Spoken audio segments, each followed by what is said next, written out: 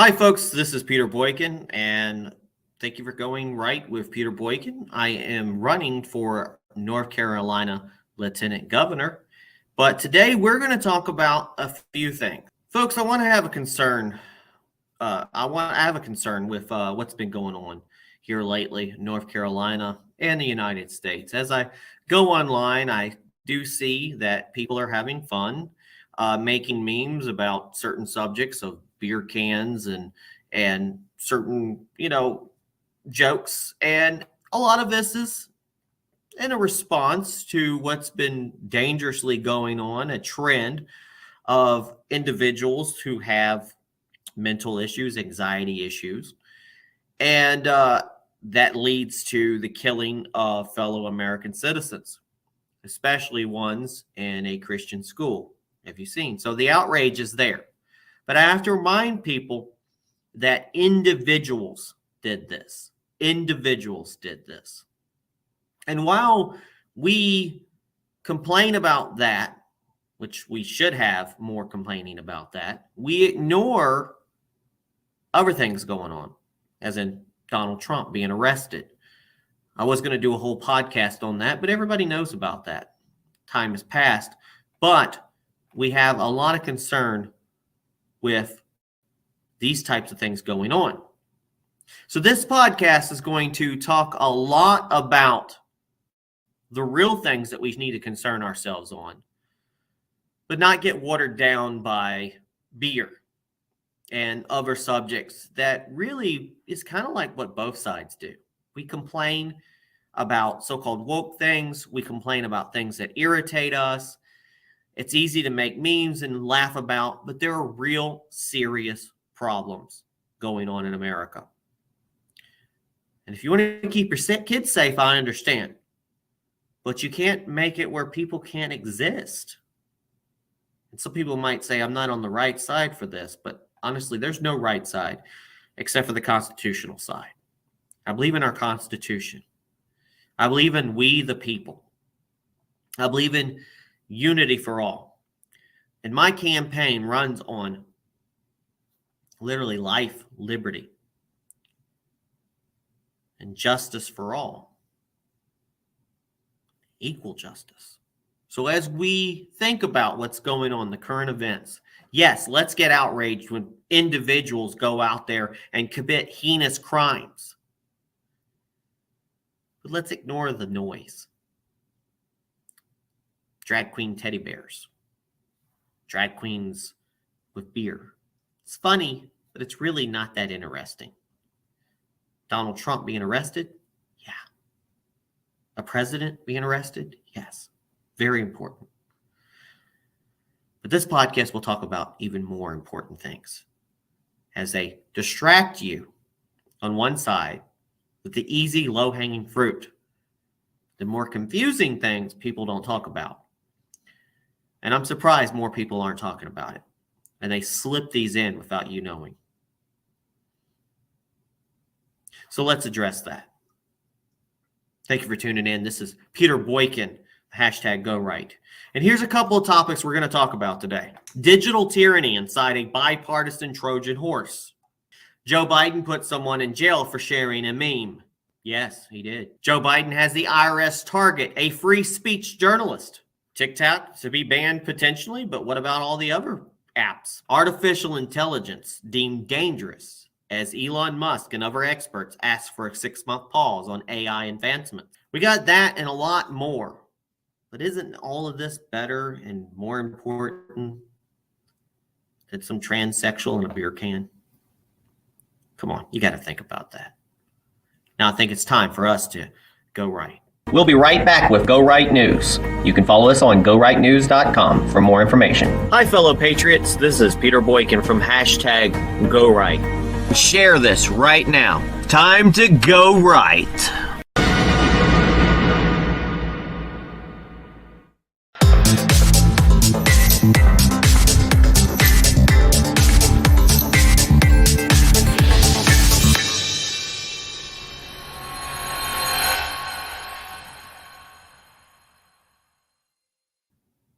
Digital tyranny inside a bipartisan Trojan horse.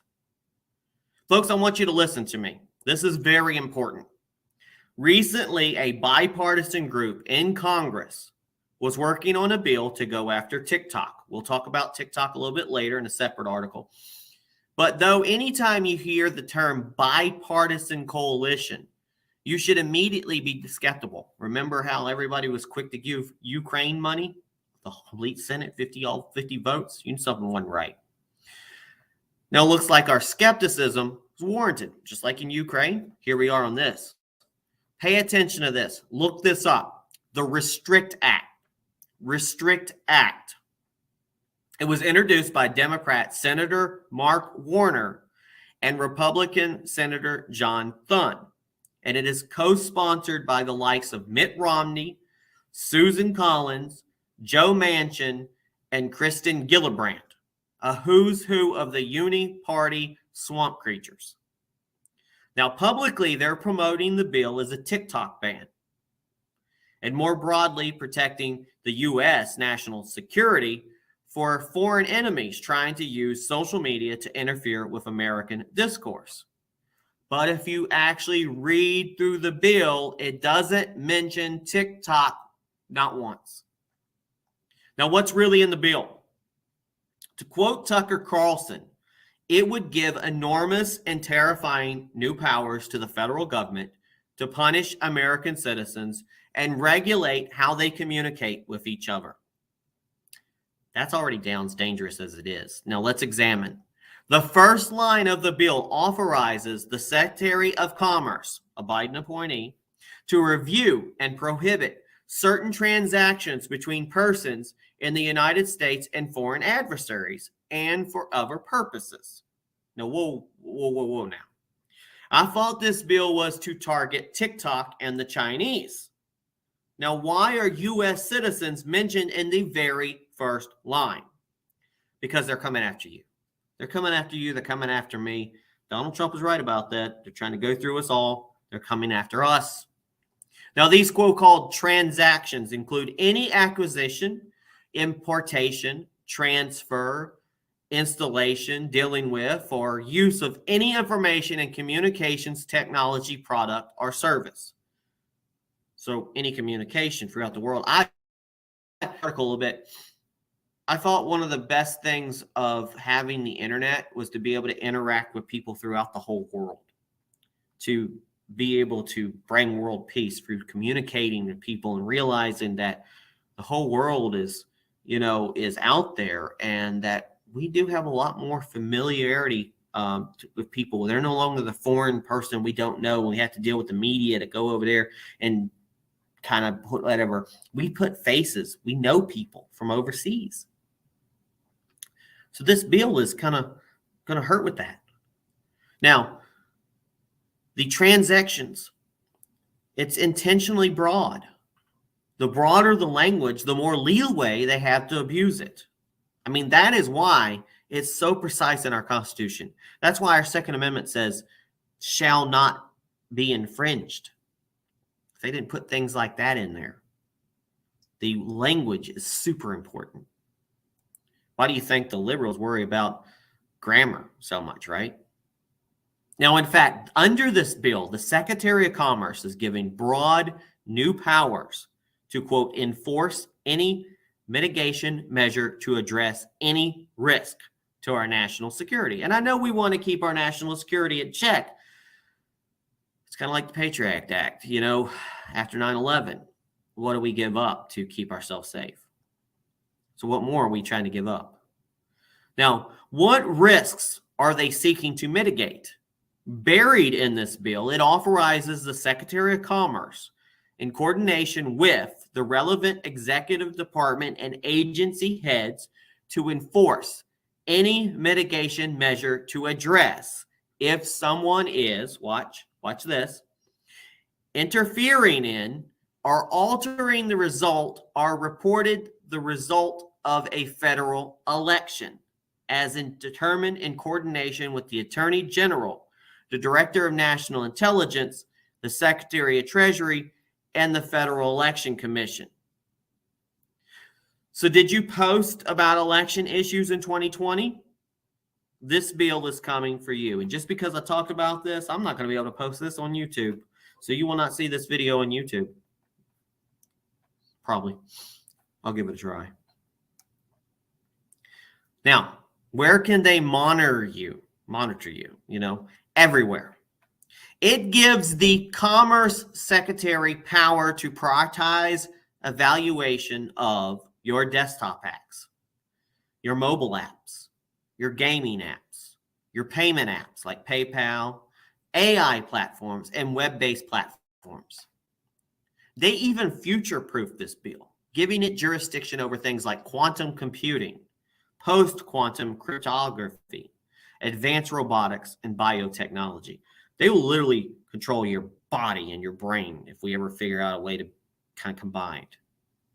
Now, what's the penalties if you're swept up in the digital surveillance scheme?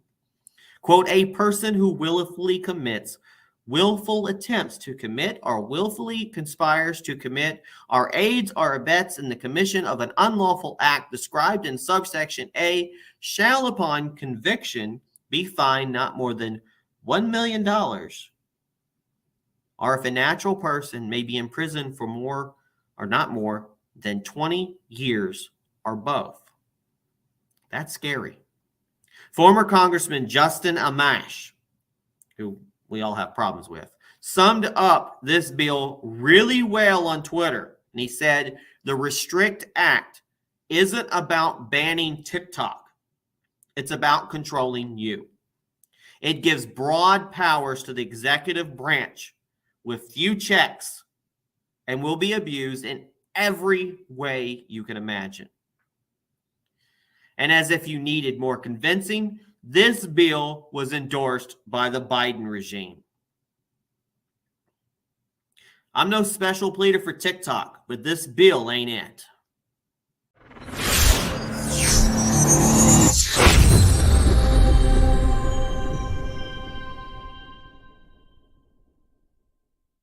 And for the international order that we have worked for generations to build. Ordinary men and women are too small-minded to govern their own affairs. That order and progress can only come when individuals surrender their rights to an all-powerful sovereign. And for the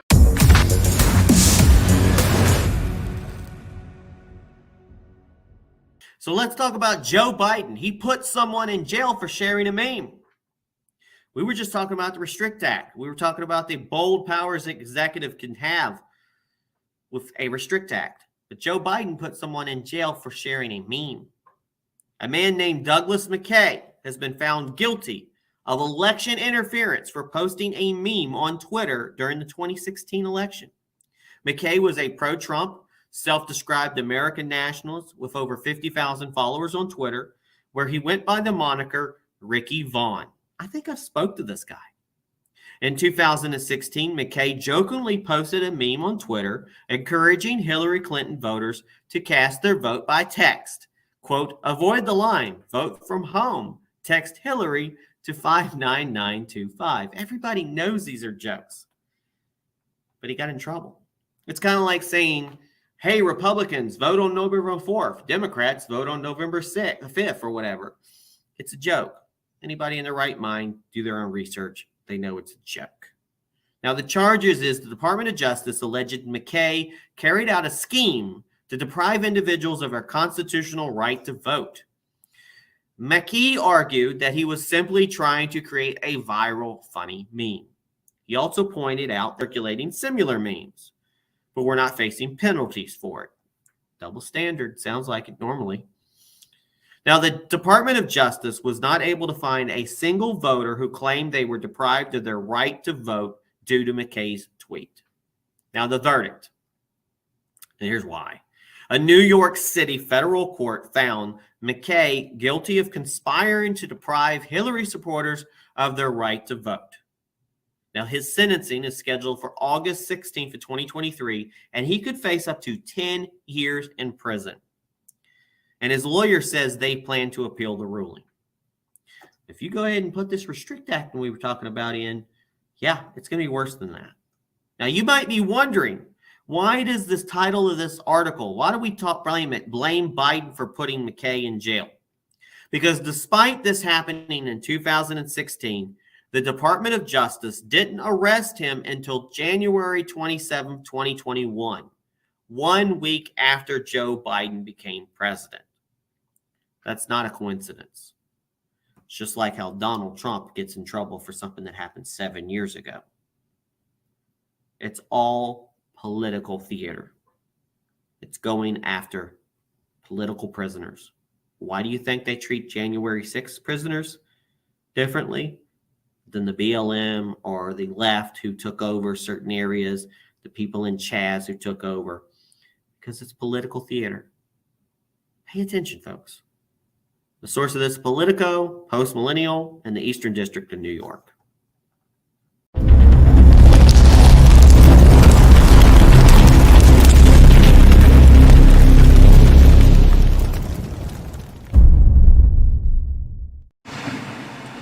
Why does it seem that every day I wake up and I see more of our world being torn apart? I'm starting to feel like Paul Revere, where I'm basically waking up everybody and saying, the bullshit is coming, the bullshit is coming, the bullshit is coming. Stay strong, everybody.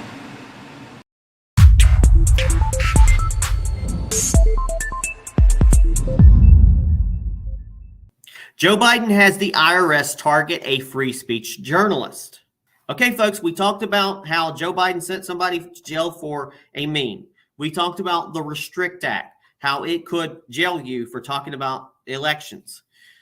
So the federal government sent IRS agents to visit independent journalist Matt Taibbi's home on the same day he happened to be testifying at the Republican-led House Select Subcommittee on the weaponization of the federal government. Isn't that ironic? Matt Taibbi famously offered some of the Twitter Files reports, which exposed how the federal government was colluding with big tech to censor American citizens, suppress the Hunter Biden laptop, and silence the sitting president at the time, Donald Trump. Now, the details. Taibbi, I might not be pronouncing his name right, but Taibbi, Taibbi, just for the record, revealed that on March 9th, 2023, the day he voluntarily testified before Congress, IRS agents made an unannounced visit to his New Jersey home. I wonder if those IRS agents with the guns, that they're teaching, the IRS agents to somehow be their own army. Since Taibbi was in D.C. at the time, the agents left a note instructing him to call them, which he did, and learned they were rejecting his 2018 and 2021 taxes. Now, the Wall Street Journal, I'm going to let you know, I've been audited ever since Obama was, every year it seems like I'm audited. The more political I am, the more audits you get. So I completely understand what this guy's talking about. Now, the Wall Street Journal points out that if the IRS wants to audit a person, it schedules a meeting at the agent's office. It doesn't drop in unannounced.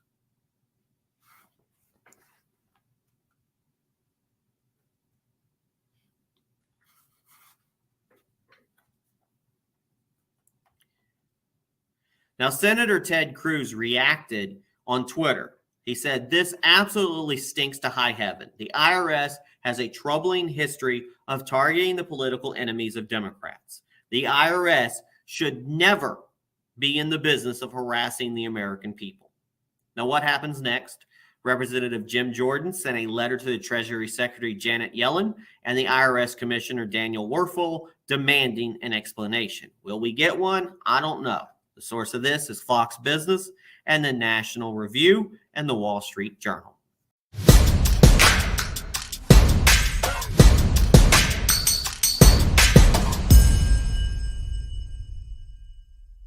Let me burst your bubble, all right?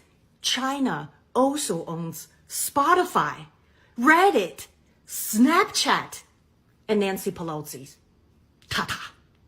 But sure, bitch about TikTok while living in your mom's basement, scratching your balls. What data? What data? Oh, little Timmy from Georgia spends 60% time bitching, 30% on corn, and 10% flicking booger and sniffing ass. What data? Wake up. Think with your own obese brain. Why haven't you heard? Morgan Stanley, Visa, Blackstone, and Ford bow down to China. Why haven't you heard? The real dance behind it all. But sure, TikTok dance is a national threat.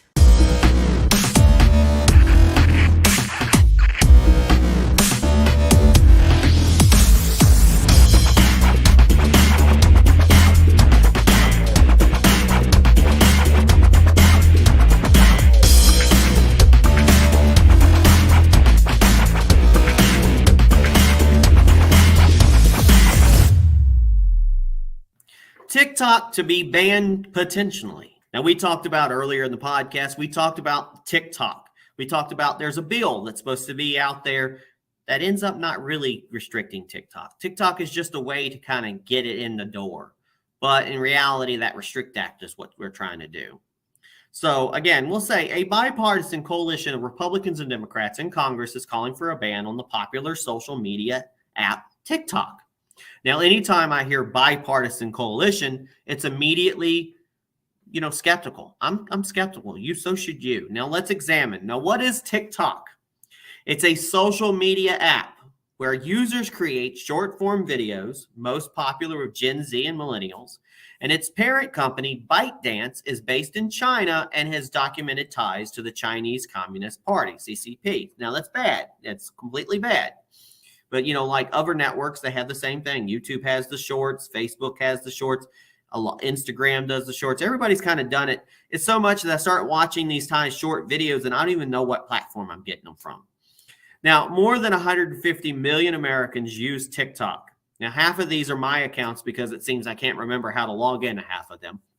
And I get in arguments when Facebook, somebody said, they're not going to take you seriously. Could you put this on TikTok? And I'm like, but we're on Facebook, which is just as bad, right? But I try to explain to people, if you're using the tools in a manner that goes against what they want, then are you really helping them out? Or are you working against them? Now, why should we ban TikTok? There are plenty of justified concerns about the way that the CCP could exploit the app and target Americans. Now, remember, 44% of the U.S. uses it. They collect user data, they track location data, and they push political propaganda and dangerous messages. But here's a question.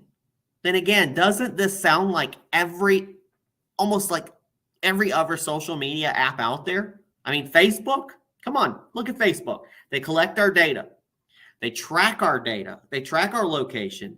They figure out if we're Republican or Democrat enough. There's a session and they figure out what your likes, what you do.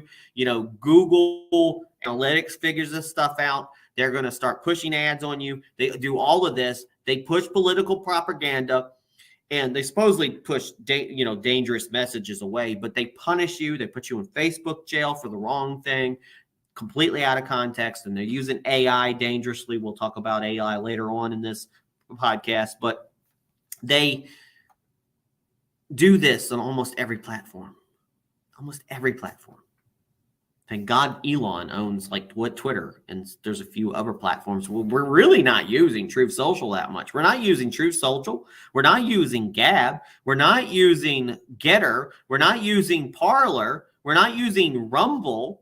We're not using BitChute. We're not using Odyssey. All of these that could be more for us, but we're not using. Now, the danger is basically, though, that with TikTok, the CCP has the power to request user data from ByteDance. But then again, didn't Facebook just get in trouble for selling data to China, or China released? Or every single app, every single thing we use somehow has our data leaked. Now, documented examples of the CCP abusing TikTok's U.S. user data. Now, last year in 2022, TikTok employees based in China were caught spying on American journalists, tapping into their IP addresses and accessing their private data, which probably our FBI does right now. Now, in 2020, the Wall Street Journal discovered that TikTok was tracking user data by using a tactic that was banned by Google. Must be bad if Google banned it. Now, the devil's advocate. Now, I'm no special pleader for TikTok or the Chinese communists, but it's important to take a step back and consider why a bipartisan coalition of U.S. lawmakers is suddenly invested in this issue. Probably goes back to the Restrict Act again, but also has to do with financial. The 6 largest U.S. tech stocks lost 35% of their value, $3.8 trillion in 2022. Meta, Facebook / Instagram / WhatsApp, parent company, was trading at $382 per share in September 2021. Today, it's worth $206. In 2022, Meta spent nearly Meta spent nearly 20 million lobbying Congress to advocate for policies that benefit them. Now, it would be very beneficial to a struggling tech company if their number one competitor was banned by the U.S. government. We're just saying. I also seriously worry about giving the government the power to ban social media apps. Is it very close to being unconstitutional, since it is the government interfering with our free speech? Think about it. Source of this: Breitbart, Wall Street Journal, my personal opinion, Guardian, Statistica, and the Morning Star.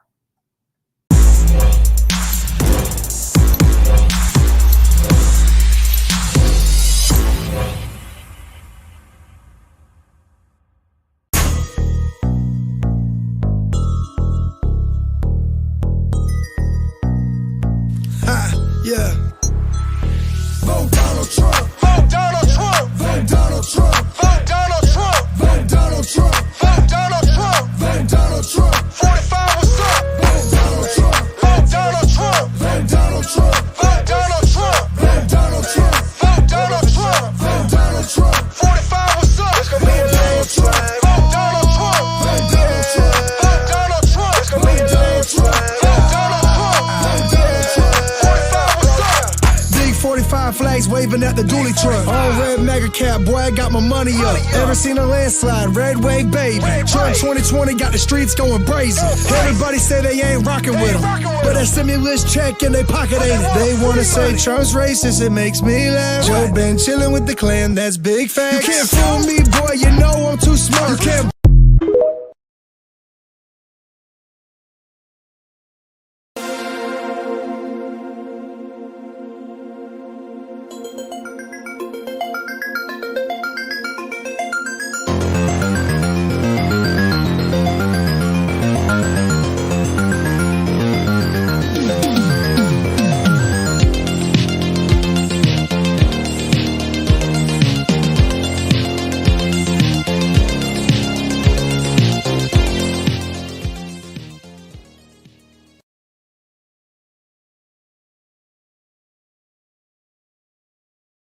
Artificial intelligence deemed dangerous as Elon Musk and other experts ask for a 6-month pause on AI advancements. Now, we've been talking about in this podcast, we've been talking about how TikTok and the super over there, and how this is important and that's important, and how we want to ban this, and we talk about influence and everything like that, and China and everything. But all of that, throw that all out of the window if AI, like in the Terminator, somehow just takes over the world. So here's the concern. Elon Musk and other leaders of the tech industry penned an open letter calling for a 6-month pause on artificial intelligence AI advancements over concerns that it will pose profound risk to society. Now, over the last year, 2022, 2023, we've seen a proliferation of AI in our everyday lives. I use it to make different things, scripts, and the pictures that we use on Go Right News, and I like it, but I don't want it running everything. Now, from chatbots like ChatGPT to self-driving cars. Now, that's dangerous.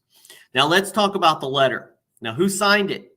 Over 1,000 experts in tech, including Elon Musk, Sam Altman, the CEO of OpenAI, which powers ChatGPT, Sundar Pichai, CEO of Google, Satya Nadella, the CEO of Microsoft, Steve Wozniak, the co-founder of Apple, and many more. Now, what are they worried about? Their letter, which warns that AI can pose profound risks to society and humanity, touched on several areas where they see immediate risk. Now, fake information.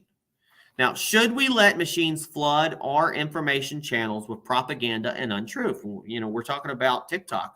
Now, for example, have you seen the fake AI-generated images of Trump being arrested?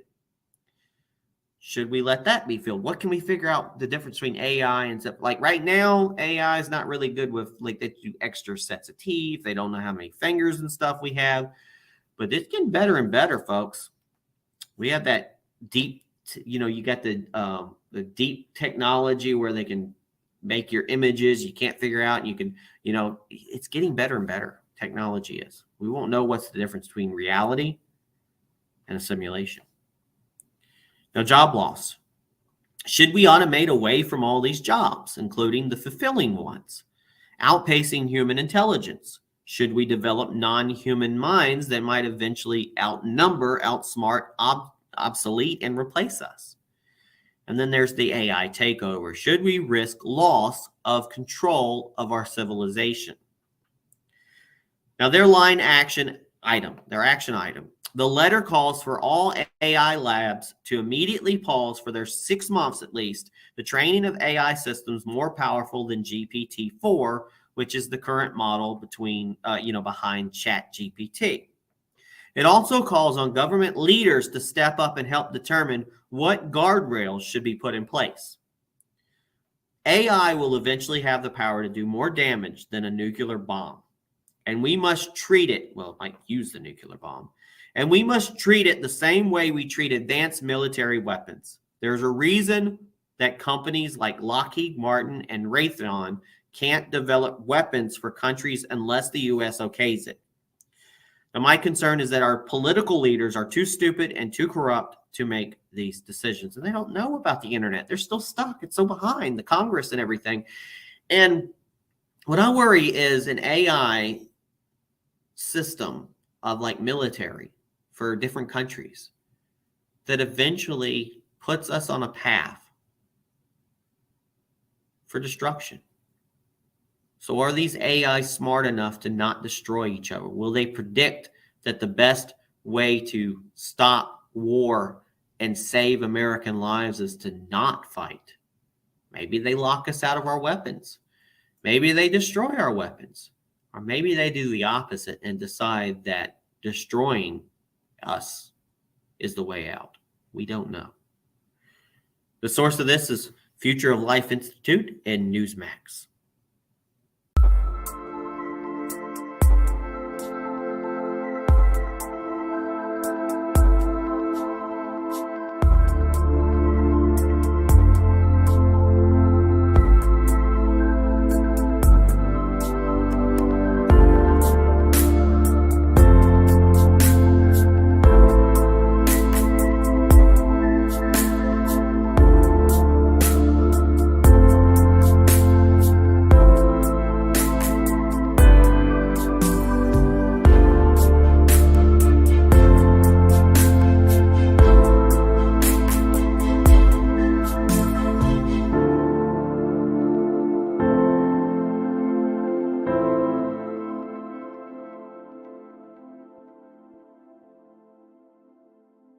So I want to ask the question, what did Trump do to deserve this horrible moniker of dictator? Was it lowering taxes? Yes, even for the poor and middle class.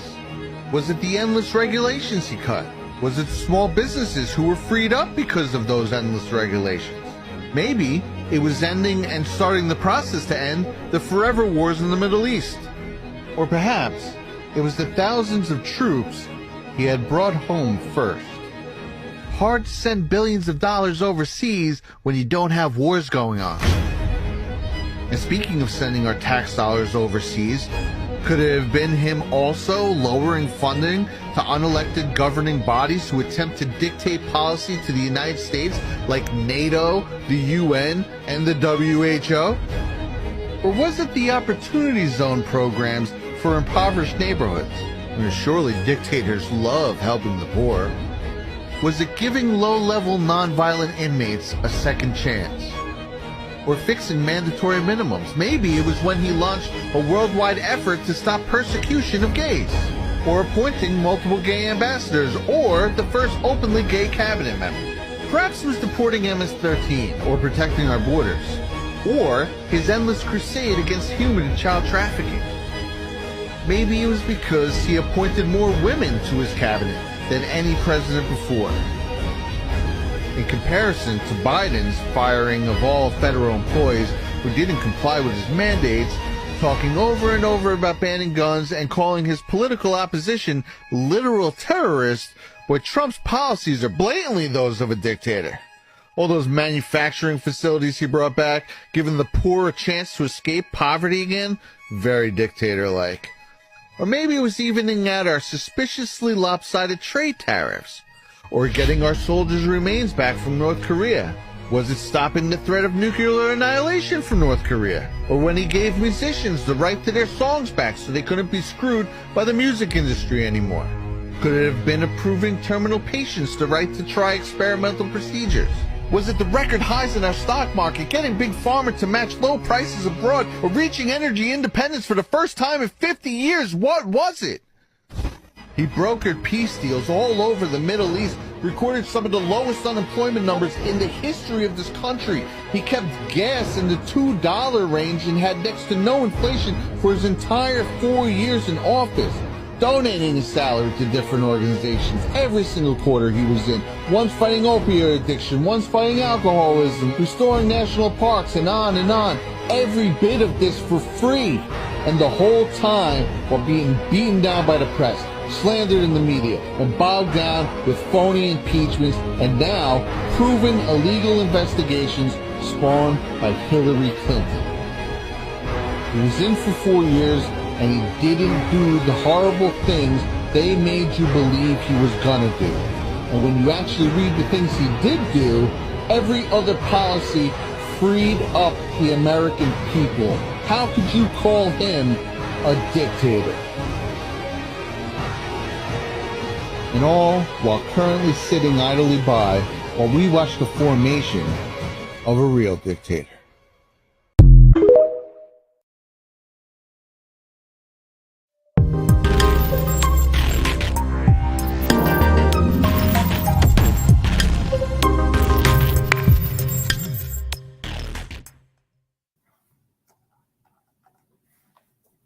Folks, just to recap, these are important topics. These are the things that are not the low-hanging fruit. So as I brought at the top of this podcast, as we joke and we worry about small issues like beer cans and everything else, we need to pay more attention to the real stuff that's going on, the real stuff that affects our lives, right or left, currently, and if you care about your children, the future world of our children. And I just talked about this. So I implore you to share this, review some of this, look into this. It's a dangerous world we're going into, and it's not just because Joe Biden is running it, or for some people, Donald Trump. We've got a lot to worry about. We've got to move toward the future without destroying ourselves. Again, I'm running for North Carolina Lieutenant Governor, and I have degrees in technology. I got 2 master's degrees in IT, which I haven't really got to take advantage of other than in the past. But that knowledge, even though I'm a little bit older and stuff now, that knowledge helps me see clearly about what's going on in the future. And we need a lieutenant governor that can see this and not dwell on the gray areas, but to see the future impact of what's going on with technology and build on that. So check out peterboykin.com, check out more about me, and reach out to me if you want to have more questions. Thank you for tuning in.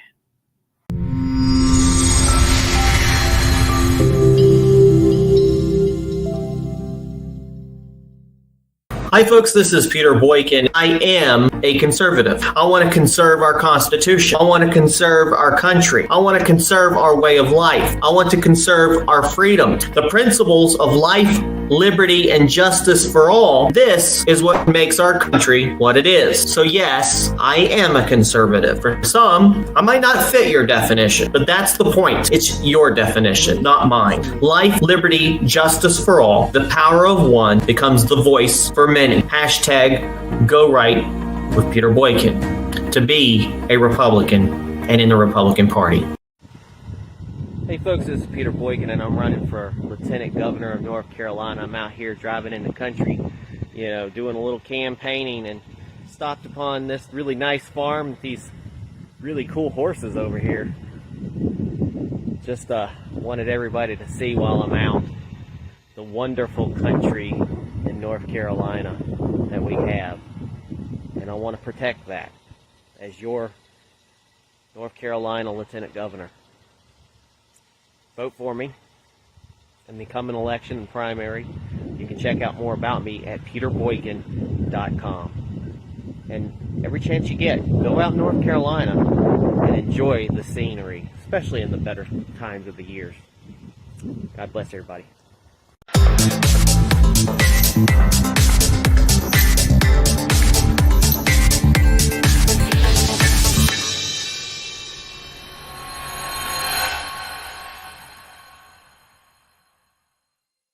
Do you like what you see? I will be running in 2024, and I'll need lots of support. The website is peterboykin.com. That's peterboykin.com, and it's updated. I plan to run a clean campaign, as we will have a lot of candidates running, and I just hope that money doesn't continue to decide who runs things in Raleigh or D.C. Our government should be ran by the people, and mainly by those like myself who can understand the everyday struggles of its citizens. Win or lose, I cannot just sit on the sidelines and comment. Running is activism. So if you have or you like the content that I have put out in the past, please help me towards the future. Let's hashtag go right with Peter Boykin.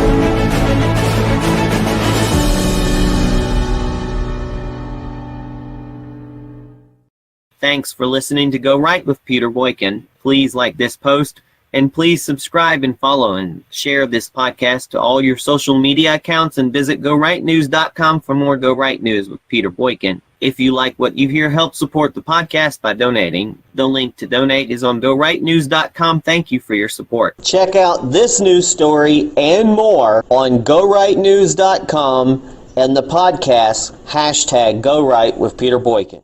Go right and register to vote. Your vote matters, so vote. Go right and vote. #Go right. Go right. Do right. Be right. Go right. Do right. Be right. Lead right. Think right. Vote right. Vote right. Think right. Lead right.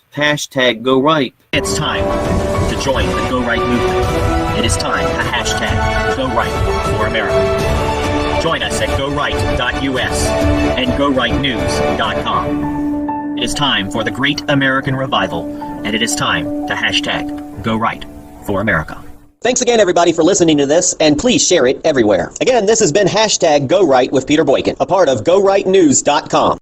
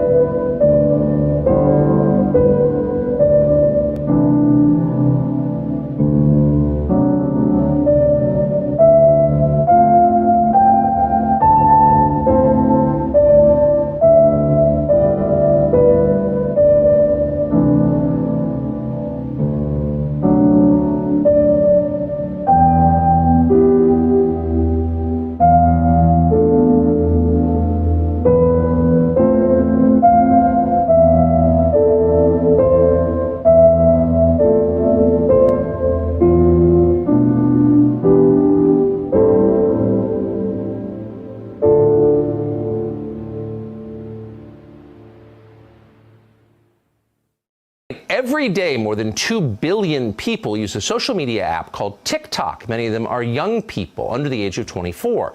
If you had kids, you probably know already how TikTok works. TikTok lets users upload short videos. Usually they're under 30 seconds.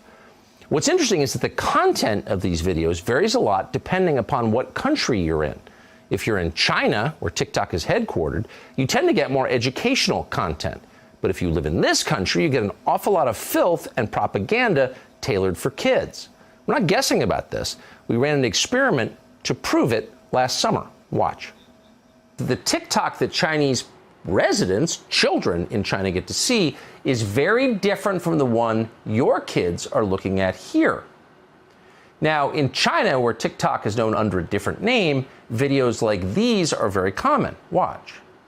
Legends never die. They become a part of you.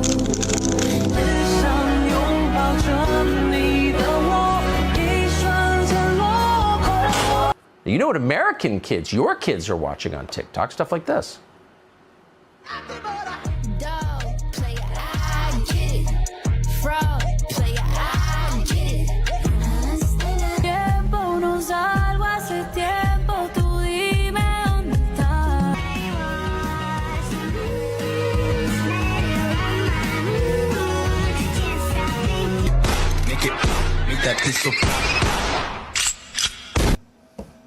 Well, that's kind of weird. Can you see what's going on here? Well, China does. They run TikTok, and China knows if you want a productive society that extends beyond, say, next week, you teach your kids about hard work and creativity and personal responsibility, respect for authority. But if you want to destroy a society, you funnel a ton of garbage to kids about gender ideology and twerking. As the account Libs of TikTok has documented extensively, that's exactly what TikTok is doing here. There's a whole genre of videos of teachers boasting about indoctrinating kids. I have had multiple students come out to me, not just with their sexuality, but also with their gender identity. It's one of the reasons I think it's so important to be out and loud and proud. I teach my elementary school students about gender identity. Some people are girls, some are boys, some are both, some are neither. I might tell this kid, we do have a flag in the class that you can pledge your allegiance to. And he looks around and he goes, oh, that one? So it goes without saying that net, as they say, TikTok is not a positive influence on American society. And right now, in response to criticism of TikTok, China's government and the company itself are doing the same thing they did when they responded to allegations of a lab leak in Wuhan. They're saying anyone who raises questions is a racist. And they're doing that everywhere across the media. And they can because a lot of the news that you consume is paid for by TikTok. Politico, a completely ideologically corrupt organization out of Northern Virginia, has a so-called playbook that is sponsored by TikTok every other week. CNN, meanwhile, just put its tech reporter on the air to inform you that criticizing TikTok opens up Chinese Americans to, quote, hate and violence. If you criticize TikTok, you're killing Asian people. So, confronted with all this, you might support efforts in the Congress right now to ban TikTok altogether. And a lot of people do, not just on the right, but also on the left, which is kind of interesting. This is one of those weird moments where there's, or appears to be, some kind of bipartisan consensus. And that alone might want to make you pause for a second. If everyone in power is saying the same thing, is it really a good idea? Let's take a closer look. And again, this is not a defense of TikTok, merely an acknowledgement of what's actually happening in Washington right now. So one of the bills that would ban TikTok is being pushed, as we said, by senators in both parties. It's called the Restrict Act. Mark Warner of Virginia and John Thune of South Dakota, Democrat and Republican, introduced this legislation. Now, the bill is ostensibly about protecting American national security and ending, quote, foreign adversaries from interfering in our elections through apps like TikTok.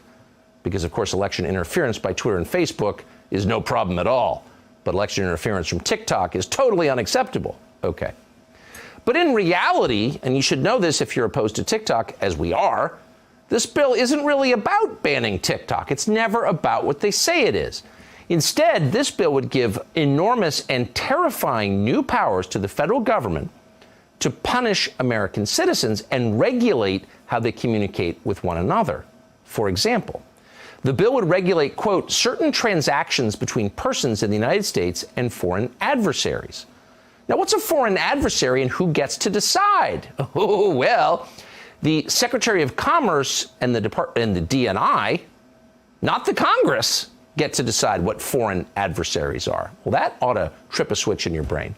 And then the transactions with foreign adversaries would include, quote, any acquisition, importation, transfer, installation, dealing in, or use of any information and communications technology product or service, including ongoing activities such as mandated services, data transmission, software updates, repairs, or the provision of data hosting services.